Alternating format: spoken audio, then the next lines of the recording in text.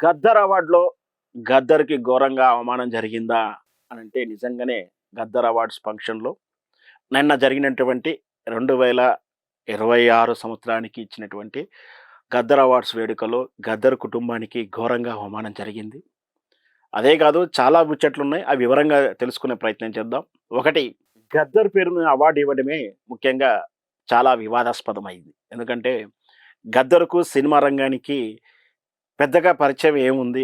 పాటలు రాశాడే తప్పించి, గద్దర్ పేరు మీద ఇవ్వడానికి ఎంత కారణం ఏంటో ఇంతవరకైతే ఎవరు చెప్పలేకపోయారు. అంటే గద్దర్ క 'ప్రభాకర్ రెడ్డి' గారున్నారు, 'కాంతారావు' గారున్నారు. సినీ పరిశ్రమకు అనలేనిటువంటి సేవలు చేసినటువంటి 'ప్రభాకర్' గారు, కార్మికుల యొక్క జీవన ప్రమాణాల కోసం ఆరాటపడినటువంటి 'ప్రభాకర్ రెడ్డి' గారు, తన సొంత ల్యాండ్‌ని పేదల కోసం దానం చేసిన మహాత్ముడు 'ప్రభాకర్ రెడ్డి' గారు.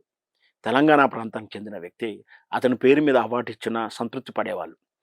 సరే, కేసీఆర్‌కి వ్యతిరేకంగా గద్దర్ కాబట్టి గద్దర్‌ని చేరదీస్తున్నావు. గద్దర్ వల్ల గద్దర్‌ని బాగా పొగిడితే ఈ కేసీఆర్‌ని ఇబ్బంది పెట్టినట్టు అవుతుంది. కేసీఆర్‌ని కక్ష తీర్చినట్టు అవుతుందనే ఉద్దేశంతోటి బహుశా గద్దర్ పేరు స్మరించడానికే గద్దర్ అవార్డు ప్రకటించుండవచ్చు. అది రేవంత్ రెడ్డి గారి సొంత నిర్ణయం మాత్రం అది.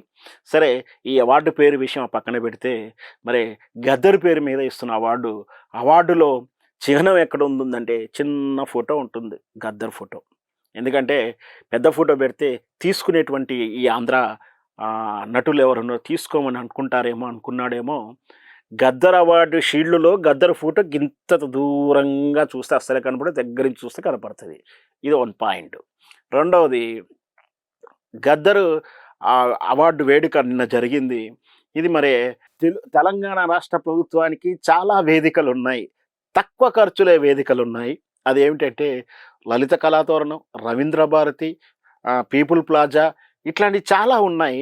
గతంలోనే అంటే ఉమ్మడి రాష్ట్రంగా ఉన్నప్పుడే ఎన్టీ రామారావు గారు వైభవంగా ఈ ప్రాంతాలలోనే ఉగాది పురస్కారాలు, అవార్డు ఫంక్షన్లు, సినిమా అవార్డు, నంది అవార్డు వేడుకలు చేశారు కదా! మరి హైటెక్స్‌లో ప్రైవేట్ భాగస్వామ్యంలో ఉన్నటువంటి ఆ ప్రాంతంలో కోట్ల రూపాయలతో ఒక కార్పొరేట్ ఈవెంట్‌లా చేయడానికి, ఖర్చు పెట్టడానికి ఎందుకు ముందుకెళ్లారు అనేది ఒక విమర్శ. ఎందుకంటే ఆహ్, రిటైర్ అయినోళ్ళకి పెన్షన్ డబ్బులు ఇస్తలేరు. హాస్పిటల్ పడినోనికి ఆపరేషన్‌కి డబ్బులు ఇస్తలేరు. నెలల జీతాలు పడతలేవు. ఇన్నో అంటే అప్పు పుడతలేదు. చెప్పుల దొంగలా చూస్తున్నటువంటి ఈ ప్రభుత్వం రూపాయి ఖర్చు ఎంత సేఫ్‌గా చేయాలి, ఎంత లెక్కగా కాలిక్యులేట్ చేయాలి, అట్లాంటి దానికి ఆడంబరంగా ఎందుకు ఖర్చు పెట్టారంటే దానికి సమాధానం చెప్పేటోళ్ళు ఎవరు లేరు. పైగా ఇక ఈవెంట్ కాంట్రాక్ట్ గురించి చెప్పాలంటే చాలా ఉన్నాయి గానీ, ఆ లోతులో మనం వెళ్ళదలుచుకోలేదు. ఎందుకంటే సరే, ఎవరైనా ఆ ఈవెంట్ కాంట్రాక్టు వాటి మీద వివాదాలు ఎప్పుడు ప్రతి సంవత్సరం ఉండే ఉంటాయి. సరే, గవర్నమెంట్ వెంటనే స్కీమ్ కాబట్టి దాని గురించి పెద్ద అవసరం లేదు. మూడవది ప్రధానమైన విమర్శ ఇదే. గద్దరు అవార్డు ఇస్తున్నప్పుడు కనీసం గద్దరు కుటుంబాన్ని గౌరవించలేదు. గద్దర్ కుటుంబము అసలు ఈ వేడుకకొచ్చిందా రాలేదా అనేది కూడా చాలామంది కన్‌ఫ్యూజ్‌గా ఉన్నారు. గద్దర్ కుటుంబానికి చెందినటువంటి ఆ కుటుంబకులు, కొడుకు, కూతురు ఆ ఈవెంట్‌కొచ్చారు కానీ వాళ్ళని స్టేజ్ మీదకి పిలవలేదు. కనీసం పరిచయం చేయలేదు. వాళ్ళ చేతుల మీద ఒక అవార్డు ఇప్పించలేదు. కానీ మరి గద్దర్ కుటుంబం గౌరవించినప్పుడు, మరి గద్దర్ పేరు మీద ఇస్తున్నప్పుడు, వాళ్ళని గౌరవించినప్పుడు ఆ అవార్డు వేడుకకు అర్థమేంటో ఆ ఏలికల వారికి తెలిసి ఉండాలి. పైగా వాళ్ళు అవమానంగా ఫీల్ అయ్యి, ఆ వేడుక నుంచి బయటికెళ్ళిపోతున్నప్పుడు కనీసం ఎవరు గూడా నిలవరించలేదని ఒక వార్త అయితే వింటున్నాం. ఇది క్లారిటీ లేని వార్త. అంటే అంటే గ నమ్మ అంటే నమ్మదగినటువంటి రిపోర్ట్ అయితే కాదు. చూసిన వాళ్ళు ఎవరు లేదు. అట్లా గాలి వార్తగా వస్తుంది. అంటే ఆ గద్దర్ కుటుంబం వాళ్ళు అప్‌సెట్ అవ్వడం, వాళ్ళు అవమానంగా ఫీల్ అయ్యి వాళ్ళు అలిగి వెళ్ళిపోతుంటే మందలించిన వాళ్ళు గానీ, పలకరించిన వాళ్ళు గానీ, వాళ్ళు బుజ్జగించిన వాళ్ళు కూడా లేరు అనేది ఒక వార్త అయితే వింటున్నాం. దీంట్లో వాస్తవాలేంటో మనకైతే తెలవదు. మొత్తం మీద ఈ వార్త అయితే డిస్కషన్‌లు అయితే వింటున్నాం. అంటే గద్దర్ కుటుంబానికి ఇంత ఘోరంగా అవమానిస్తారా? ఫోర్త్ వన్, మరి ఈ అవార్డ్స్ తెలంగాణ ప్రభుత్వం ఇచ్చింది. తెలంగాణ కళాకారుల్ని ప్రోత్సహించేలా ఉండాలా? వద్దా? మరి తెలంగాణ రచయిత రాసినటువంటి పాటకు రాని అవార్డు, పాట పాడినాయనకు మ్యూజిక్కు మిట్టపల్లి సురేందర్ గారికి అవార్డు ఇవ్వకుండా ఆ చిత్రానికి 3, 4 అవార్డులు ఇచ్చినప్పుడు మన తెలంగాణ పాట రాసినటువంటి తెలంగాణ రచయితకి ఎందుకు అవార్డు ఇవ్వలేదంటే వాళ్ళ దగ్గర సమాధానం లేదు. ఇక్కడ మళ్ళీ ఈ అవార్డుల పేరు మీద ఇచ్చింది తెలంగాణ రాష్ట్ర ప్రభుత్వం, తీసుకుంది మొత్తం ఆంధ్ర వాళ్ళేనా అనే ప్రశ్న వస్తూ ఉంది. ఇప్పించిన వాళ్ళ పెత్తనం చేసి జ్యూరీ కమిటీ వల్ల కూడా బయాస్గా చేశారా? వాళ్ళు కూడా అంతా ఎవరో కాదు, మళ్ళీ ఆ లీడింగ్ అంతా వాళ్ళే ఉంటారు.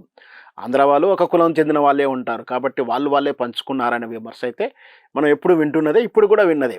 ఇకపోతే ఫిఫ్త్ వన్, ఇది హైలైట్ ఏంటంటే, ఈ విమర్శ ఏమిటంటే, తెలంగాణ రాష్ట్ర ప్రభుత్వం సినిమా రంగానికి చెందినటువంటి ఈ అవార్డు వేడుక తెలంగాణ సినిమాటోగ్రాఫ్ మినిస్టర్ ఏంటి కోమటిరెడ్డి వెంకరెడ్డి గారు రాకుండా జరిగింది. అసలు ఆ సినిమాటోగ్రాఫ్ మినిస్టర్ అని ఒకటి ఉందా లేదా అనే అనుమానం ఇప్పుడు మనకు కలుగుతూ ఉంది.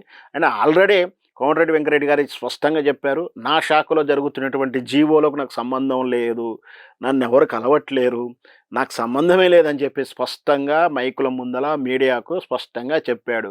అక్కడ షాడో మంత్రి ఒక ఆయన ఉన్నాడు, ఆయన డీల్ చేస్తున్నాడు, ఆయన పేరేందో అందరికి తెలిసిందే, మనందరికీ షాడో క్యాబినెట్ అయితే తెలిసిందే కదా. వాళ్ళే డీల్ చేస్తున్నారు, వాళ్ళే సంప్రదిస్తున్నారు, వాళ్ళే చర్చలు చేస్తారు, వాళ్ళే పిలిపిస్తారు, పిలిచి వినాల వాళ్ళు గన్నులు పెడుతున్నారని చెప్పి కొండా సురేఖ కూతురైతే చెప్పిందిగా మనకు. సో సినిమాటోగ్రాఫర్ మినిస్టర్ లేకుండా సినిమా అవార్డుల వేడుక అనేది ఘనంగా జరిగింది. చాలా ఆశ్చర్యం గురి చేస్తుంది కదా ఇది. సరే మనం ఏం చేస్తాం, వాళ్ళ మధ్య ఉన్నటువంటి విధానం అలా ఉంది. సో మొత్తం మీద గద్దర్ గారి అవార్డుల వేడుక ఇంత గలీజ్గా జరిగిందా అని అనిపించేలా జరిగింది.